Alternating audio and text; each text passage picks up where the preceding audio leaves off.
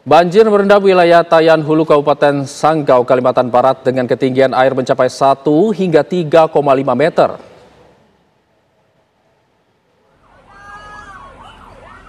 Ruas jalan utama di Kecamatan Tayan Hulu terendam banjir sehingga menyebabkan kemacetan.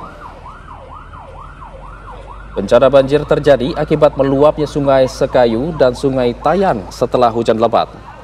Sebanyak 8 dusun di Kecamatan Tayan Hulu terdampak banjir, diantaranya Dusun Sosok 1, Sosok 2, Sekayu Tabat, Barage, Tahan, Moling, Dengku, dan Perayan Dangku.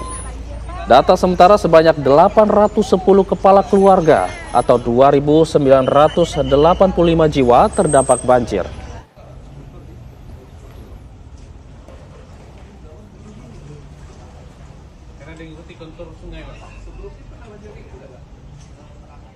Lalu bagaimana kondisi terkini di wilayah Sanggau, Kalimantan Barat yang terendam banjir? Untuk mengetahuinya, kita sudah terhubung dengan Kepala BPBD Kalimantan Barat, Bapak Daniel. Bagaimana kondisi terkini, Pak Daniel? Apakah banjir masih setinggi 3 meter?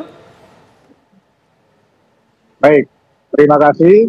Saya kebetulan saat ini sedang berada di lokasi bencana di Sosok.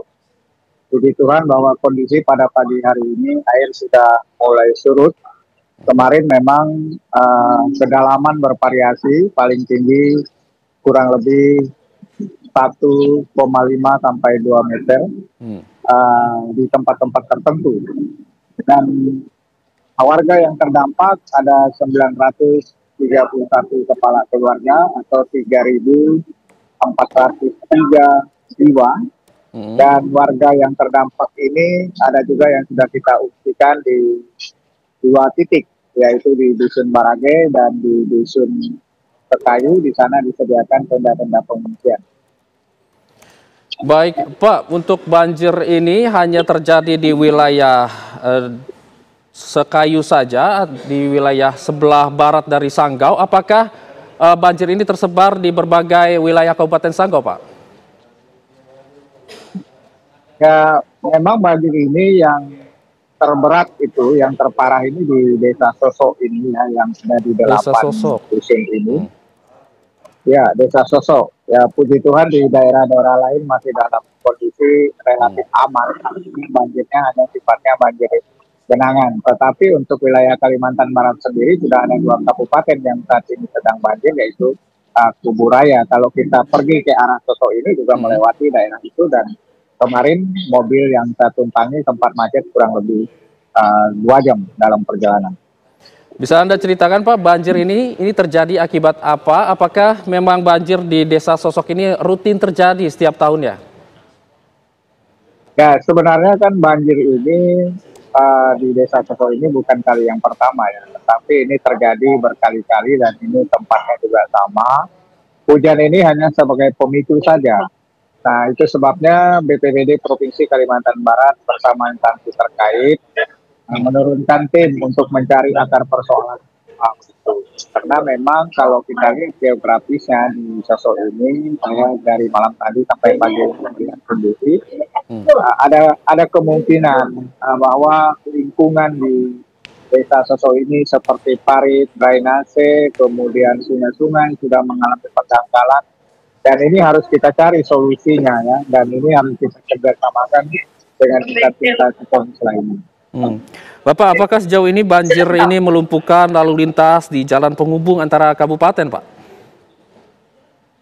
Ya, memang sejak 2 hari ini total lalu lintas ini lumpuh ya.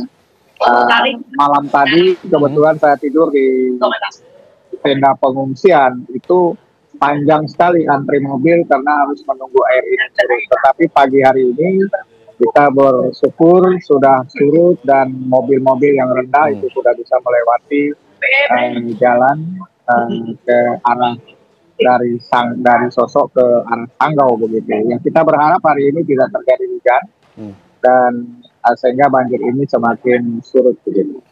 Lalu lintas sudah mulai lancar, Pak, ya? Sudah bisa melaju dari Sanggau menuju Sekadau. Lalu bagaimana jika nantinya kembali hujan? Apakah nantinya akan ada penutupan lalu lintas lagi Pak di sana Pak? Karena memang kita lihat cukup berbahaya jika banjir ini setinggi 3 meter.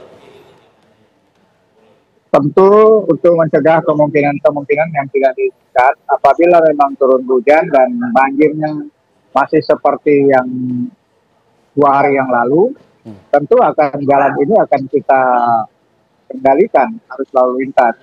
Ini menghindari kecelakaan dan lain sebagainya. Karena memang untuk mobil-mobil dengan tonase yang tinggi tidak bisa lewat di jalan alternatif. Sebenarnya ada jalan alternatif di Meliau menuju Sanggau, tetapi ini bisa dilewati oleh kendaraan-kendaraan yang kecil dan jalannya cukup rusak juga, ya. Sehingga memang ini satu-satunya jalan yang dilewati oleh banyak orang begitu. Dan sekarang di depan saya masih berjajar kendaraan yang harus melewati secara bergantian, ya. Dan ini sudah dituntun oleh teman-teman dari kepolisian.